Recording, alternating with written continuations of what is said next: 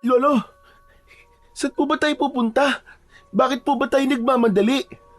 Basta po, sumunod ka na lang. Ang mabuti pa kainin mo muna ang tinapay sa bag mo para habang naghihintay tayo hindi ka magugutom. Hindi naman po ako nagugutom, Lolo eh. Saan po ba talaga ang punta natin? Wala talaga tayong pupuntahan na po. May tao lang ako na gustong makausap. Matagal kong hinintay ang pagkakataong ito, Apo. Sa palagay ko, ito na ang tamang oras para may gawin ako para sa kanya. Lolo naman eh. Sino po ba yun? Tungkol po ba ito sa bahay na lilipatan natin? Magbabaka sakali na lamang tayo na merong tutulong sa atin. Kaya huwag ka nang kumontra, Apo. Gusto ko lang talagang makalapit sa kanya. May mga bagay lang akong sasabihin sa kanya na kapag wala na ako, ay matitiyak kong hindi ka mahihirapan na po. Kaya't bilisan mo na at baka hindi natin siya maabutan. Matutulungan niya tayo. Ano? Tulong? Para sa naman po, Lolo? Ito po ba yung makikiusap tayong makikitira po sa bakanting lote na pag-aari ng Mang Estong? Pero Lolo, baka palayasin lamang po nila tayo. Hindi pa po kayo nadadala. Ilang beses na po tayong pinagtatabuyan ah. Baka maulit lamang po ang pananakit nila sa inyo. Hindi ako susuko, Apo. Kung kinakailangan kong magmakaawa sa kanya ay gagawin ko. Tama ka. Kailangan natin talaga ng bahay na malilipatan. Yung malapit sa kanya. Gagawin ko yon para sa'yo. Kaya tara na, bilisan mo na, Apo. Nang maabutan natin si Estong. Hindi po. Hindi po ako sasama sa inyo, Lolo. Ayoko po. Hindi po ako makakapayag na muli po tayong bumalik doon. Magtitiis na lamang po akong tumira sa ilalim ng tulay. Huwag lang tayong lumapit sa lalaking yon. Hindi ko po matatanggap. Kaya tara na po, Lolo. Huwag na po tayong pumunta ron. Pero bakit naman, Apo? Kailangan ko pa po bang ipaliwanag sa inyo kung bakit ayoko pong pumunta sa mansyon nila? Nasugatan pa nga po kayo. Bakit po ba niyo ipinagsisiksikan ng sarili niyo sa lalaking yun, Lolo? Nag-aalala po ako sa inyo. Ayoko pong makita kayong sinasaktan ng ibang tao. Hindi mo ko naiintindihan, Dante. Wala nang ibang paraan, kundi ang lapitan siya. At kung ayaw mo sumama, hindi naman kita pipilitin. Basta't ginagawa ko lamang ito para sa'yo. Para kapag namatay ako, ay hindi ka magmumukhang kawawa. Dahil wala kang bahay na matutuluyan, Apo. Nabanggit nila na magbibigay sila ng libreng pabahay. Kaya tara na, bago pa tayo maunahan ng iba. Lolo naman eh. Bakit po ba ang tigas-tigas ng ulo nyo? Hindi pa talaga kayo susuko. Ilang sugat pa ba ang gusto nyong ilagay sa katawan nyo kapalit ng bahay na sinasabi nyo? Hindi po ako naniniwala na tutuparin nila magbigay ng libreng pabahay sa mahihirap. Huwag po kayo magbulag-bulagan, Lolo. Nagkukunwari lang po sila. Mga mapagbalat kayo. Hindi mo ko naiintindihan, Apo eh. Ako po ang di nyo naiintindihan, Lolo. Di bali na lamang po tayong tumira sa ilalim ng tulay. Basta't wag lang po tayo magkakaroon ng utang na loob sa mag-asawang yun. Lalong-lalo na po sa lalaking yun. Dante, Apo ko. Hindi na humahalaga kung may matutulugan tayo o wala. Basta't hindi lang po kayo masusugatan, Lo. Yung wala pong mangyayaring masama sa inyo. Lo, malis na po tayo rito. Nakikiusap naman po ako sa inyo. Ayoko po makikitang binubugbog ka nila o sinasaktan. Paano naman po ako kapag may nangyaring masama sa inyo? Kaya nga ginagawa ko ito para sa'yo. Aba, Dante, hindi lingid sa iyong kaalaman na matanda na ako. At bilang na ang oras na ilalagi ko rito sa mundo, gusto kong kahit ngayon lang may magawa akong tulong para sa'yo. Hindi ko po kailangan ng tulong ng ibang tao. Lalo na kung masasaktan naman po kayo. At hindi po kayo mamamatay, Lo. Kaya't huwag po kayo magsasalita ng ganyan. Kahit ngayon lang, Apo. Pagbigyan mo na ako. Alam kong mahirap itong tanggapin. Pero maniwala ka. Ikaw lang talaga ang inaalala ko. Kaya't sige na, Apo. Pumayag ka na, nakikiusap ako. Hayaan mo muna akong subukang humingi ng tulong sa kanila. Ipinapangako ko sa iyo na huli na to. Wala nang nagawa ang may 10 taong gulang na si Dante, kundi ang hayaang lumapit sa kulay puting gate si Lolo Fidel. Ilang beses silang ipinagtabuyan ng mag-asawang nakatira roon. Galit na para silang pinagdidirian. Maigpit siyang napakapit sa hungkos ng tela na lagayan ng kanilang damit habang naririnig niya ang malakas na pagtawag ng matanda sa labas ng gate. Tao po! Estong! Tao po!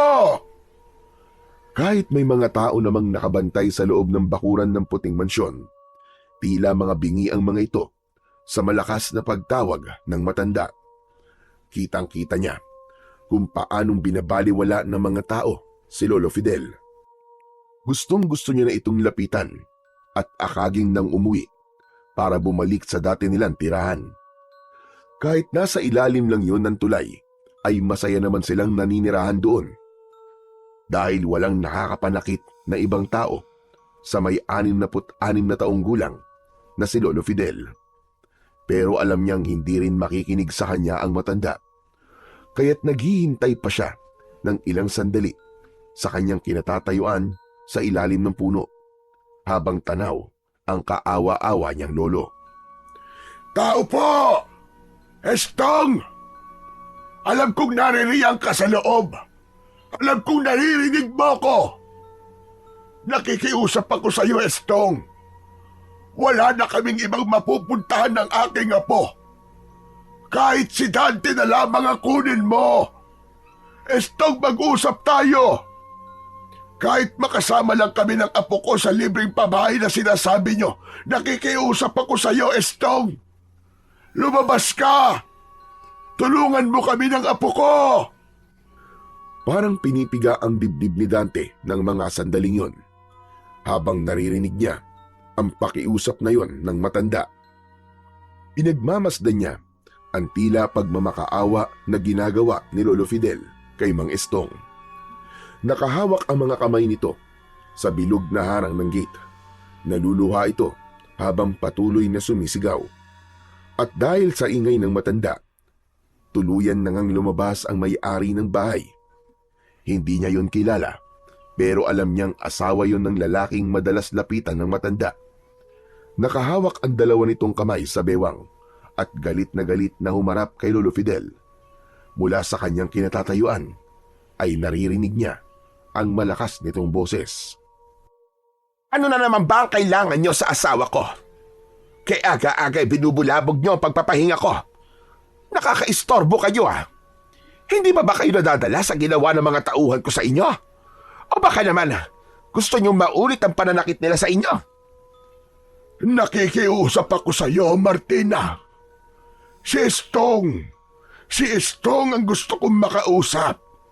Nasaan siya? Ako ang masusunod kung kailan at kung sino ang kanyang kakausapin. Kaya't ang mabuti pa, lumayas ka na sa harap ng pamamahay ko. Hindi kayo nararapat na tumungtong sa lupain ko. Martina, huwag mo naman akong ipagtabo yan. Mahalaga lang na makausap ko siya. Kahit para na lamang sa aking apo. Nakikiusap ako sa iyo, Martina. Lumayas kayo rito. Alisin nyo mga kamay nyo sa gate ng bahay ko. Nakakadiri ka. Baka marumihan ng kamay nyo ang gate ko. Wala akong pakialam sa apo nyo. Lalong-lalo na ang asawa ko. Kung ayaw nyong pagsisiyan ang gagawin ko sa inyo, umalis na kayo sa harap ng pamamahay ko. Alis! Alis! Hindi na nakatiis si Dante. Nilapitan niya ang babaeng tumutulak sa dibdib ng kanyang lolo. Bago pa man siya makalapit, ay natumba na si Lolo Fidel. Bumagsak ito sa lupa na muntik pang tumama ang ulo nito sa malaking bato na nakausli sa kalsada. Sumama sa hangin ang alikabok sa lakas ng pagkakabagsak ng matanda sa lupa. Inilang hakbang lang niya ang pagitan sa kanila ng matanda. Mabilis niya itong hinawakan sa braso at inilalayang tumayo. Bago matalim ang mga matang tinignan ang nakatayong si Aling Martina. Bakit niyo naman po itinulak ang lolo ko? Wala naman po siyang ginagawang masama sa inyo eh. Gusto lang naman po niya makausap si Mang Estong. Ako ang may-ari ng bahay na to. At asawa ko ang hinahanap nyo. Hindi ba't kayo rin yung pumunta rito kahapon? Bakit nyo ba ginugulo ang asawa ko? Kung gusto nyo ng limos, doon kayo sa tapat ng simbahan pumunta. Doon kayo manghingi ng tulong. Hindi rito sa tapat ng bahay ko. Ang dudungis nyo. At hindi rin ako makahinga sa singaw ng katawan nyo. Amoy lupang hindi maintindihan. Pasensya ka na, Martina. Wala na talaga kaming ibang malapitan. Walang gustong tumulong sa amin. Tumulong? Ha? Nagpapatawa ka ba? Sinong tutulong sa inyo na ganyan ang mga ayos nyo? Lolo, tara na po. Dumudugo na naman po yung sugat nyo. Bakit po ba tayo nandito? Humingi na lamang po tayo ng tulong sa iba. Umalis na po tayo rito, Lo. Abay, mabuti pa nga. Dapat kanina nyo pa yung ginawa. At sa susunod, ha? Kung pwede lang, wag na wag nyo nang lalapitan ang asawa ko. Nanggugulo lang kayo eh. Nakakasira lamang kayo ng pangangampanya ng asawa ko. Mga patay gutom. Sumusobra naman po yata kayo sa mga sinasabi nyo. Apat sumasagot-sagot pa ang batang ito ah. Magsasalita pa sana si Dante nang marinig nila ang boses ni Mang Isdong. Nakatayo ito sa likod ni Aling Martina. Mabilis na nilapitan ito ni Lolo Fidel, pero tinabig ni Mang Isdong ang kamay ng matanda. Kaya't munti ka na naman itong matumba. Mabuti na lamang at nahawakan niya kagad ang kamay ng kanyang lolo. Ano na naman bang ginagawa niyo dito, ha? Ano bang kailangan niyo sa akin? Kilala mo ba sila, Estong? Kilala?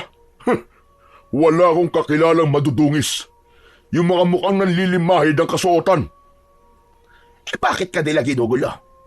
Gusto mo ba tumawag na ako ng pulis? Bakit ka tatawag ng pulis? Mag-aaksaya ka lang ng pera para sa kanila. Palayasin mo na lamang sila at hindi na yan babalik para manggulo sa atin. Dumukot si Mang Estong ng pera sa bulsa nito, saka ibinato sa muka ni Lolo Fidel. O heto, abuli ko na sa inyo yan. At pwede ba, wag na kayong babalik dito. Hindi na po. Sa inyo na po ang pera nyo. Hindi namin kailangan yan. Tara na po, Lolo. Umalis na po tayo dito. Pero Apo, Tara na po, Lolo. Huwag niyo na pong ibaba ang sarili niyo sa mga ganyang tao. Pwede naman po tayo matulog sa ilalim ng tulay eh. Bakit po ba kailangan nating magpabalik-balik sa bahay na to? narinig mo naman siguro sinabi ng apo mo.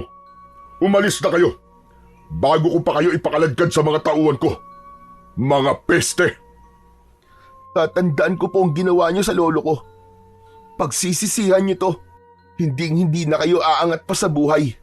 Hanggang dyan na lang kayo. Lalayuan kayo ng grasya. At kamalasan ang sasapitin nyo. Yan ang magsisilbi niyong anino. Tama na, Apo. Tama na. Hindi kita pinalaki para maging masama at walang galang sa matatanda. Galang? Karapat-dapat po bang igalang ang mga taong yan? Sino ba sila sa buhay natin? At para tayong nanlilimos ng awa sa kanila? Nakakahiya po, Lolo. Nakakahiya po ang ginagawa nyo. Abat! Hindi na hinintay ni Dante na lumapat ang palad na matanda sa kanyang pisngi. Binitiwan niya ang dala niyang mga damit at mabilis na tumakbo, papalayo sa lugar na yon. Iniwan niya si Lolo Fidel sa harap ng mag-asawa para bang sasabog ang kanyang dibdib ng dahil sa galit. Hindi niya alam kung bakit kailangan ni Lolo Fidel na gawin ang bagay na yon. Kung hindi naman pala sila kilala ni Mang Estong. Para siyang nanliliit sa hiya dahil para silang mga basang sisiw na walang masilungan. Dahil sa bilis ng kanyang takbo, hindi niya napansin ang tumatakbong pasalubong na batang lalaki. Magkasabay silang bumagsak sa lupa, kasama ng mga kahoy na panggatong na dala nito. Pangiwi-ngiwi ang mukha nitong napaupo sa lupa at napatingin sa kanyang gawi. Aray! Aray ko! Ang binti ko, ang sakit! Hinimas-himas ni Dante ang kanyang binti na nasugatan bago siya napatingin sa batang lalaki na mabilis na tumayo para lumapit sa kanya. Inilahad nito ang marumi nitong kamay para alalayan siyang makatayo. Nakangiti ito at hindi man lang nasaktan. Halika! Tumayo ka! Pasensya ka na ha. Kung nabangga kita, hindi ko sinasadya yun.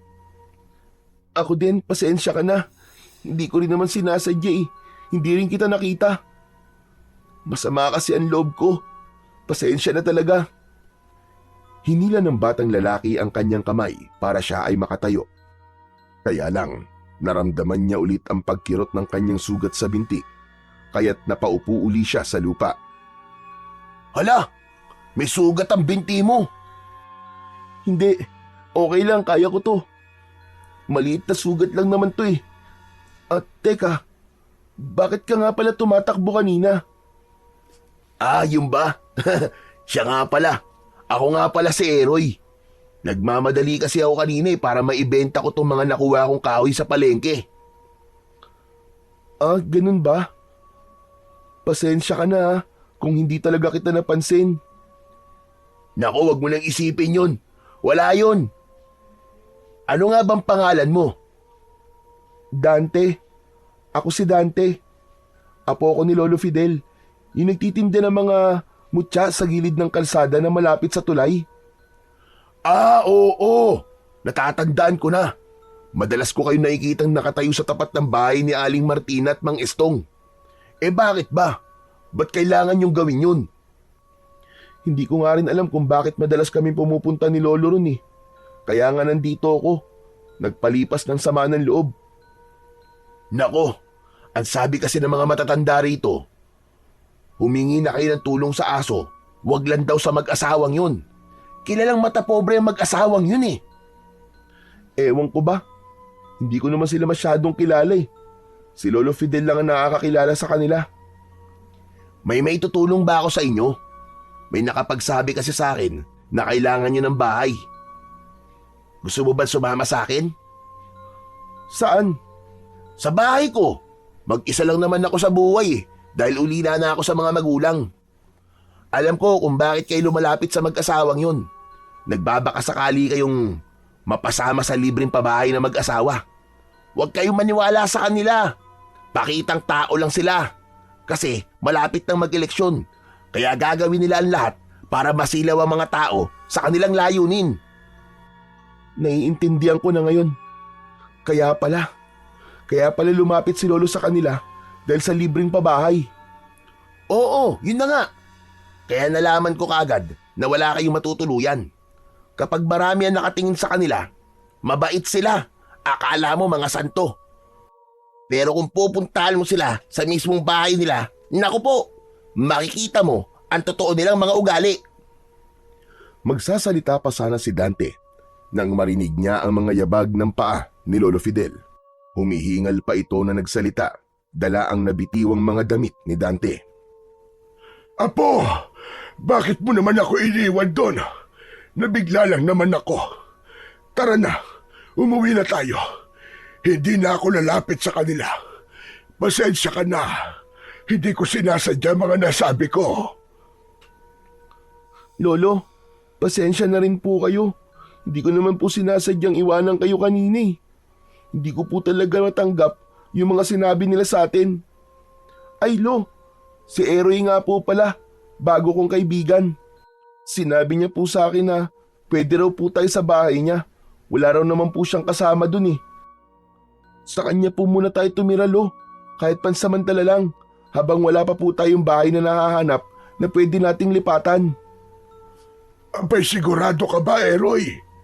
Napakabuti mo naman bata. Yun nga po, tulad naman po na sinabi ni Dante, wala naman po akong kasama sa bahay. uli lang lubos na po ako. Ito po pala ang hanap buhay ko. Nagbebenta po ako ng mga kahoy sa bayan. Maraming salamat sa iyo, Eroy. Pero, hindi ba nakakahiya sa iyo? Nako, huwag niyo na pong isipin yun, Lo. Tara na po. Mukhang may sugat po kayo. Marunong din po ako manggamot.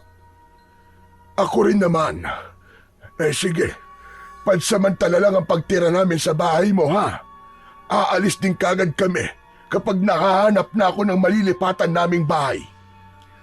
Wala pong problema yon. Tara na po, Lo. Bago umalis, ay pinagtulungan muna nilang pulutin ang mga nagkalat na kahoy sa lupa. Tinulungan niya ito bilang pasasalamat sa kabutihan ng bago niyang kaibigan. Napansin niya na parang hindi ito nag-iisa sa buhay dahil maayos ang kasuotan nito at amoy ilang-ilang ang damit. Malinis tignan si Eroy, kamay lang nito ang marumi. Kung susuriin, ay para itong anak ng mayaman. Nang matapos na sila sa pagpupulot ng mga kahoy, ay sinimulan na rin nilang maglakad papunta sa bahay ni Eroy. Habang nasa daan sila, ay napansin naman ni Dante ang pananahimik ni Lolo Fidel. Nasa hulihan nila ito at kahit hindi niya ito nakikita, ay alam niyang panay ang punas nito sa luhang umaagos sa pisngi. Naluluwa silang nagkatinginan ni Eroy. Ramdam na ramdam din niya ang awa sa puso ng bago niyang kaibigan. Malayo pa ba tayo? Narito na tayo. Ayun oh, sa gitna ng ilog. Sinundan ni Dante ng tingin ang itinuturong bahay ni Eroy. Halos magulat siya sa magandang itsura ng kubo. Gawa yun sa dahon ng anahaw at kawayan. Napapalibutan ito ng kakaibang mga halamang namumulaklak, katulad na lamang ng mga rosas, gumamela at santan. Napansin din niya ang marami nitong alagang mga tarsier o mamag. Ang mamag ay isa pang tawag sa Philippine tarsier, isang maliit na primate na matatagpuan sa Pilipinas, partikular na sa Bohol, Samar, Leyte at Mindanao. Kilala ito sa malalaking mata, mahabang buntot at kakayahang tumalon ng mataas. Ang mga mamag o tarsier ay aktibo sa gabi at nagpapahinga pagsapit ng araw. Nagtatakang napasulyap si Dante sa nakangiting si Eroy. Wow! Ang ganda-ganda naman ng bahay mo, Eroy. Sa kandami mong alagang mga mamag ah. Ayan ba? Naging libangan ko na ang pag-aalaga ng halaman at mga mamag eh. Sila yung nagsisilbi kong pamilya at tagapagbantay na rin sa tuwing sumasapit ang gabi. Lolo, nakita niyo po ba? Ang ganda-ganda po ng bahay niya, di ba? Oo. Maganda nga po. Malawak ang bakuran at malinis at walang halaman. Lo, teka. Malabo na po ba mga mata niyo? Hindi niyo po ba nakikita ang maraming halaman sa bakuran? Dito na lang po tayo tumira sa bahay ni Eroy, Lo. Pero sigurado ka na ba, Apo, na gusto mong tumira dyan?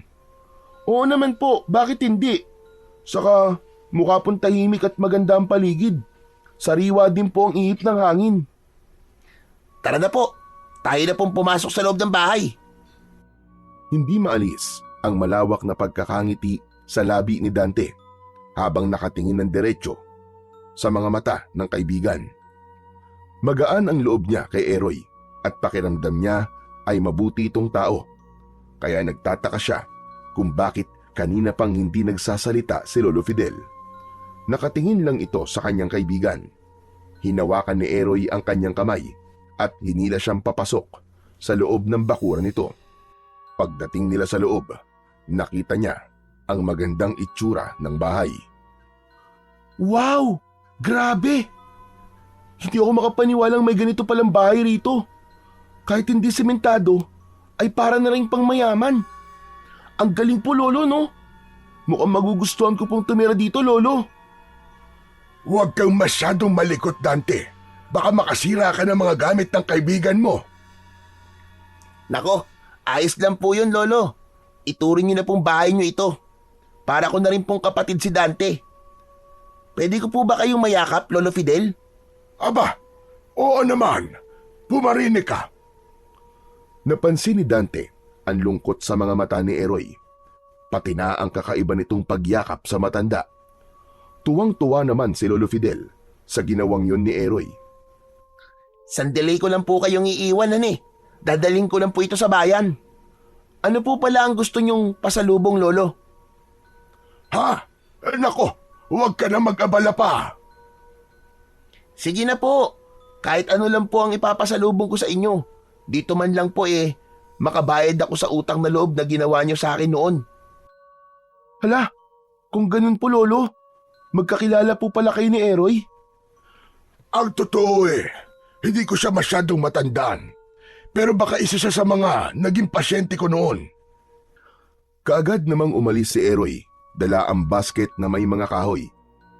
Hinabol niya ito ng tanaw habang nakatayo siya sa may pintuan, bago siya nakangiting sumulyap sa matanda. Apo, hindi tayo pwedeng manatili sa bahay niya. Mapanganib. Ha? Bakit naman po Lolo? Ang ganda-ganda nga po sa lugar na ito. Lagi mong tatandaan, Apo. Hindi porket maganda, ligtas na tayo sa bahay na ito. Napansin ko kasi kanina, nakatayo ang bahay na to sa gitna ng kagubatang direktang nasisikatan ng buwan. Ano naman pong koneksyon nun Lolo? Saka mabuti po siyang tao. Mabuti nga po at may nagbigay po sa atin ng tulong Oo nga, mabuting tao si Eroy. Pero hinahabol siya ng panganib. Ang bahay na direktang nasisikatan ng buwan ay palaging pinupuntan ng mga masasamang elemento. Yan na naman po kayo sa mga masasamang elemento na yan, Lolo Ang mahalaga po ngayon ay tirahan.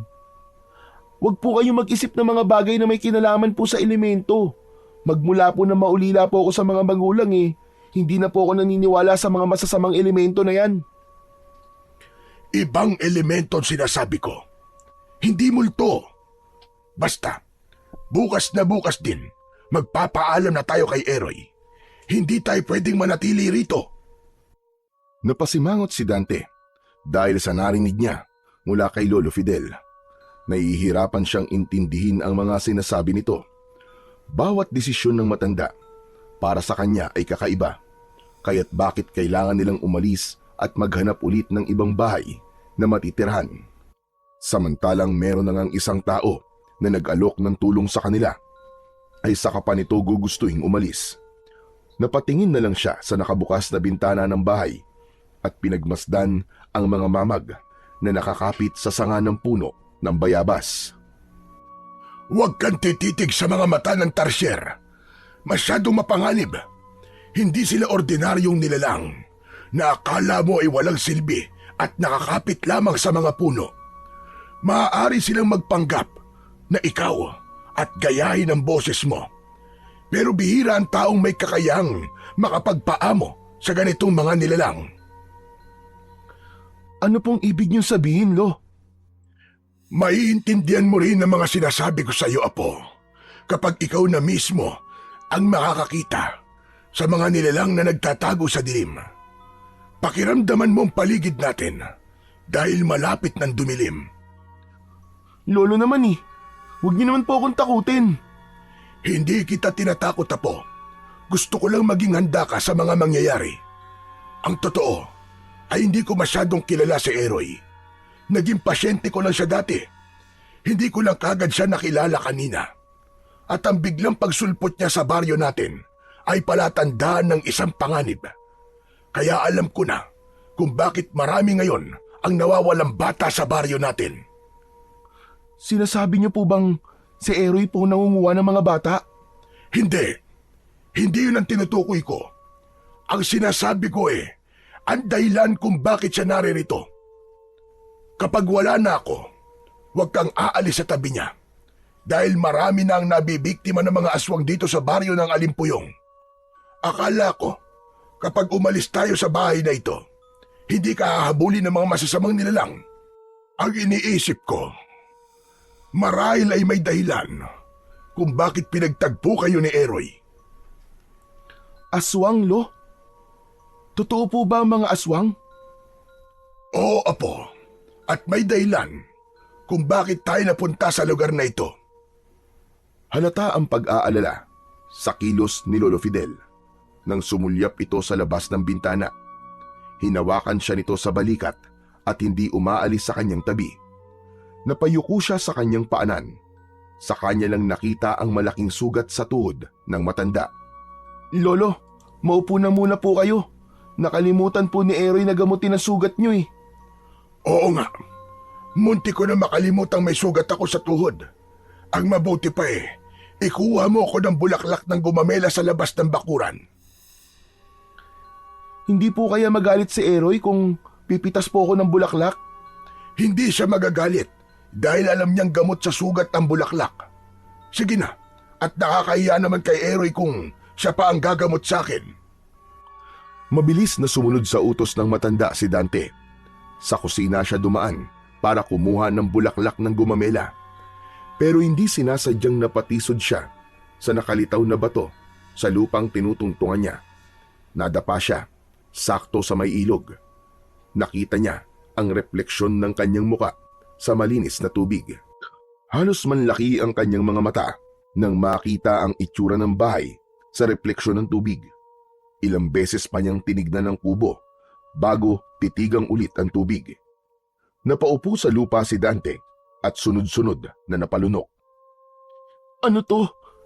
Namamalikmata lang ba ako? Paanong... Muli niyang tinignan ang refleksyon ng bahay sa ibabaw ng tubig. Mas maganda ang kubo at ang mga bulaklak ay hindi totoong gumamela. Lahat ng mga yon ay mga mamag na walang tigil sa pagkurap ng malalaki nitong mga mata. Dala ng kuryosidad, nilapitan niya ang gumamela.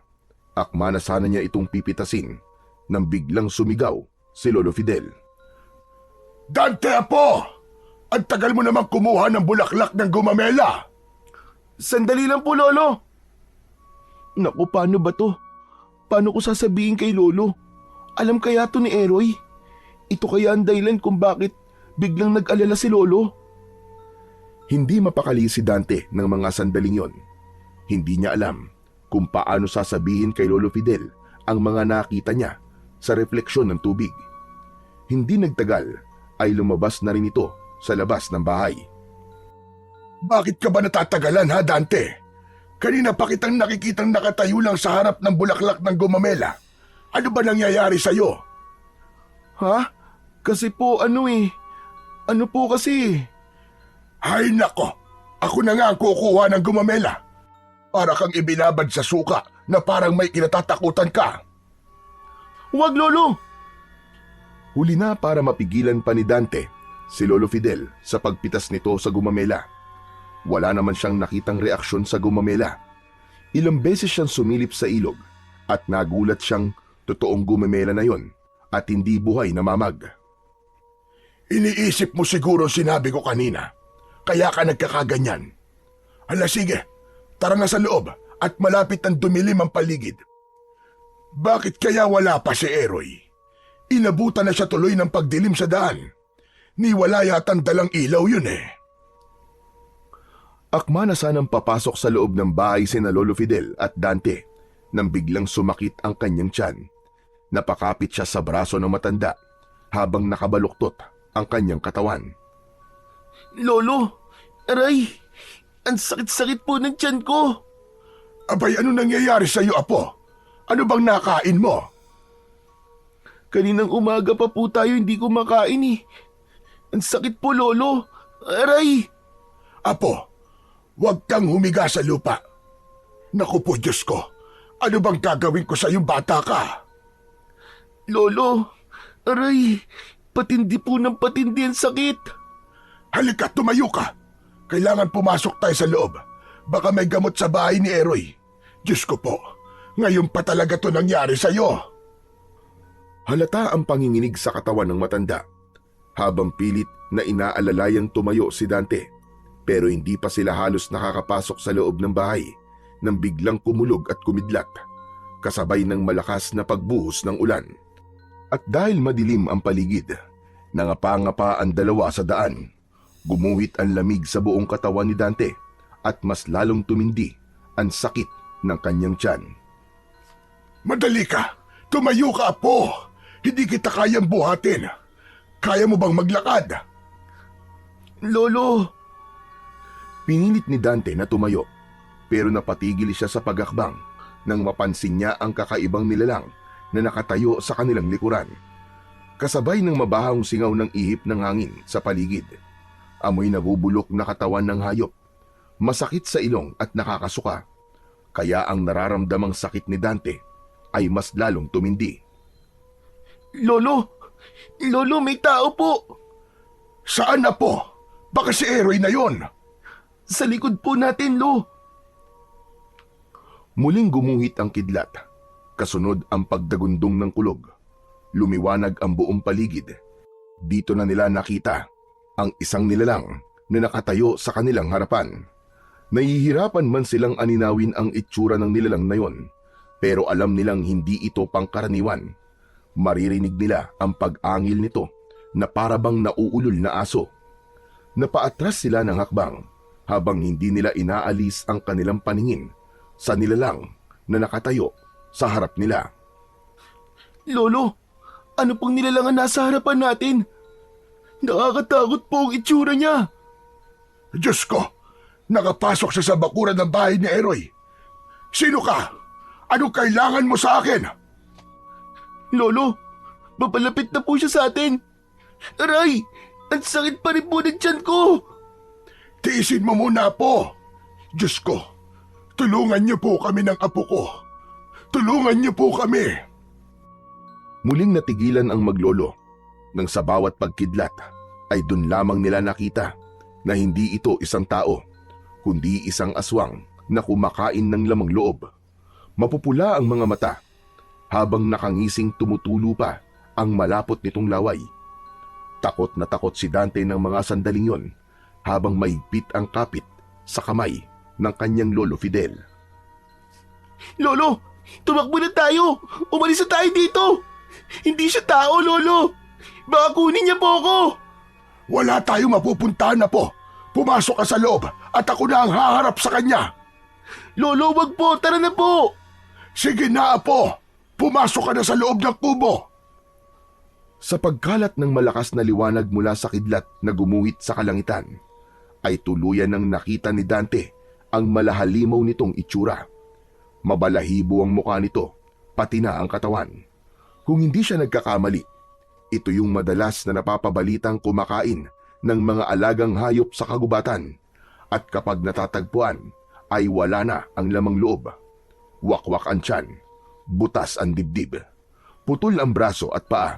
Ito rin marahil ang kumukuha sa mga nasasabing nawawalang bata sa kanilang baryo. Nagulat sila nang mabilis itong lumapit sa kanila at binigwasan ito ng suntok si Lolo Fidel, kaya't bumagsak ang matanda sa lupa. Dahil madilim sa kanilang kinaroroonan, hindi niya makita ang matanda. Lo! Lo, nasan ka? Lumayo ka sa kanya, Apo! Nasa harapan mo na ang halimaw! Ha? Lumayo ka sa akin! Wag! Wag mo akong papatayin! Imbis na lumayo, ay sinugod siya ng aswang at umangil ito ng malakas na parang asong nauulol. Nagsipagtayuan ang mga balahibo niya sa katawan at mabilis na tumakbo papalayo sa aswang. Hinabol siya nito habang nagpapaikot-ikot sila sa bakuran ng bahay ni Eroy. Wala itong balak na pakawalan siya. At dahil madilim, hindi siya makatakbo ng malayo. Hindi rin niya maiwan si Lolo Fidel. Sinikap niyang magtago sa makapal na damuhang nadaanan niya. Saktong nakalubog siya sa malalapad na dahon ng gumamela nang dumaan sa kanyang harapan ang umuugong na aswang at panay ang linga sa paligid. Sa dinami-rami ng lugar na pagtitigilan nito ay doon pa sa kanyang tapat kung saan siya nagtatago. Halos marinig niya ang malakas na kabog ng kanyang dibdib. Mabuti na lang at umuulan. Hindi siya maaamoy ng aswang. Maya-maya pa ay umalis na ito sa kanyang harapan. Tiniyak na muna niyang nakaalis ito bago siya lumabas sa kanyang pinagtataguan. Pero nagulat na lamang siya nang biglang may dumakot sa kanyang leeg. Umangat ang kanyang paa sa lupa. Habol ang kanyang hininga habang sinasakal siya ng aswang. Lolo! Lolo, tulungan niyo po ako! Bitiwan mo ang bata, halimaw ka! Kundi, hindi ako magdadalawang isip na labanan ka at patayin! Labanan! Hindi na kayo makakawala sa akin! Hindi kayo magagamit laban sa akin! Lolo! Lolo, tulungan niyo ako! Halos hindi na siya makahinga sa mahigpit na pagkakakapit ng kamay ng aswang sa leeg niya. Parang may kung anong masakit ang bumaon sa kanyang tiyan. Halos manlaki ang kanyang mga mata nang dahan-dahan itong ibinaon ang matulis nitong kuko sa kanyang sikmura. Huwag! Huwag mo sasaktan ang apo ko! Dumampot ng kahoy si Lolo Fidel sa lupa. Saka tumakbo ito papalapit sa kanilang kinaroroonan. Magkakasunod na paghampas sa braso ang ginawa ni Lolo Fidel gamit ang matigas na kahoy.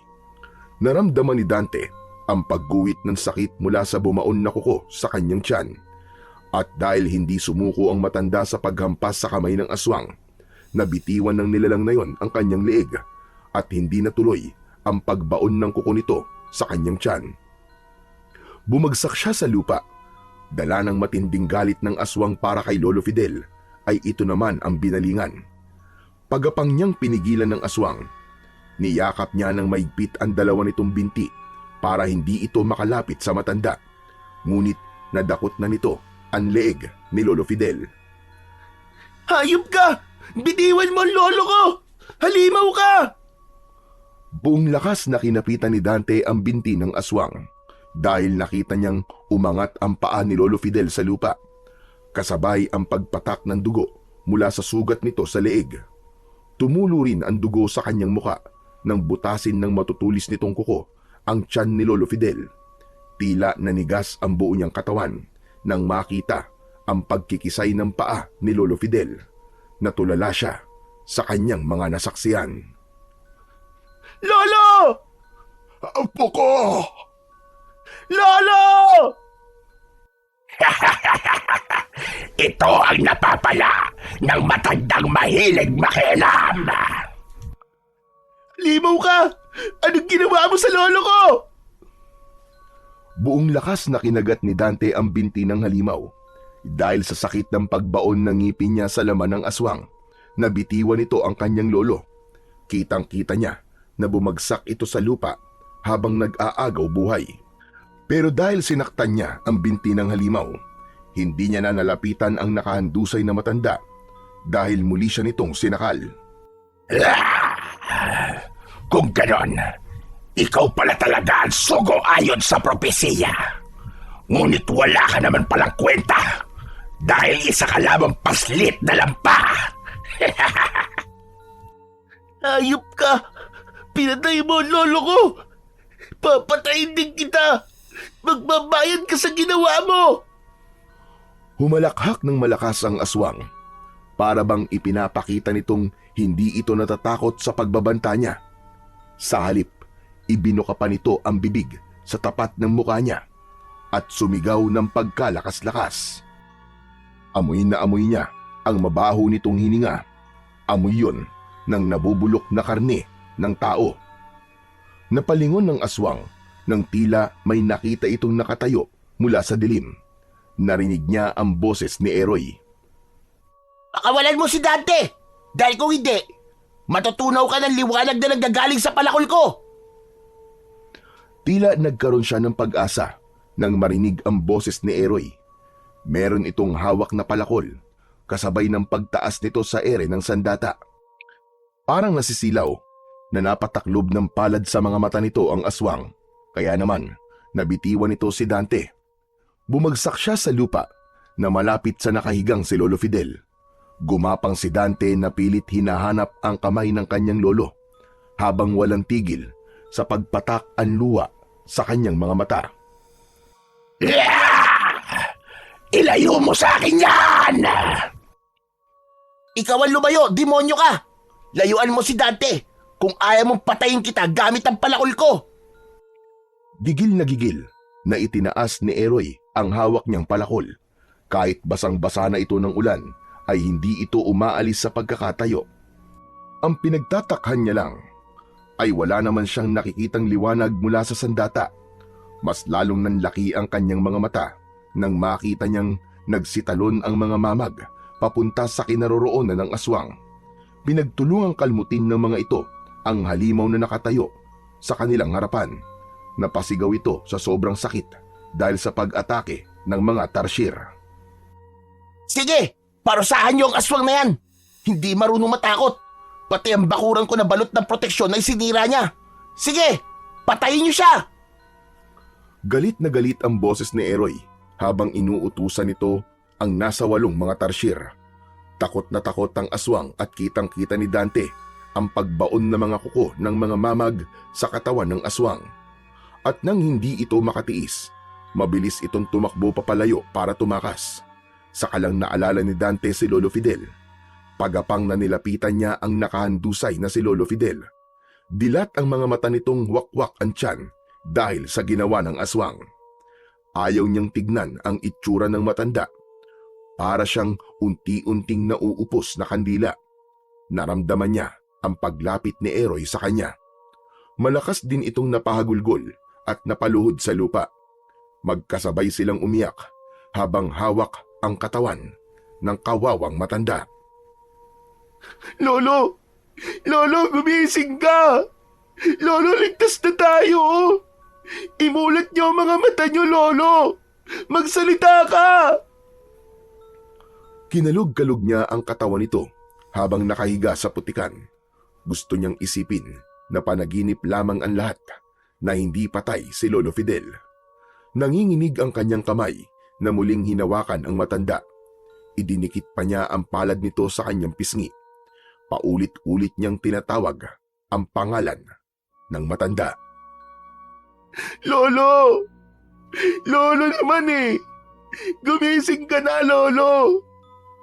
Paano na po ako nito? Sabi niyo po hindi niyo ako iiwan! Lolo! Patawarin mo ako, Dante. Nauli ako ng dating. Hindi ko dapat kayo iniwan eh. Kasalanan ko to. Sino ka ba talaga?